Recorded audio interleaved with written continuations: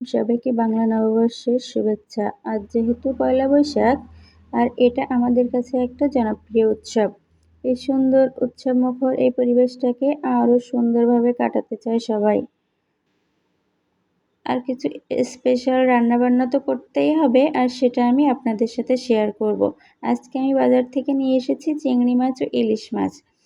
আমি এখানে মাছগুলোকে ভালোভাবে কেটে পরিষ্কার করে নিচ্ছি। এবার লবণ, হলুদ ও শুকনো মরিচের গুঁড়া দিয়ে ভালোভাবে ম্যারিনেট করে নিয়েছি। ঠিক একইভাবে বেগুনও ম্যারিনেট করে নিয়েছি। আর যেহেতু শুধু ইলিশ আর বেগুন ভাজা হবে না, এখানে আমি আলু ও কলাও ভর্তা করব। এই জন্য সব কেটে ধুয়ে পরিষ্কার করে নিয়েছি। এবার এগুলোকে ভেজে নিব। আমি সব মাছ ও বেগুন ভেজে নিয়েছি। এবার ভর্তাগুলোও রেডি করে নিয়েছি। দেখুন গাইজ, সবগুলো আইটেমই কিন্তু খুব মজার হয়েছে। আর ভিডিওটি আপনাদের কাছে কেমন লেগেছে অবশ্যই কমেন্টে জানাবেন। সবাই ভালো থাকবেন, সুস্থ থাকবেন। আল্লাহ হাফেজ।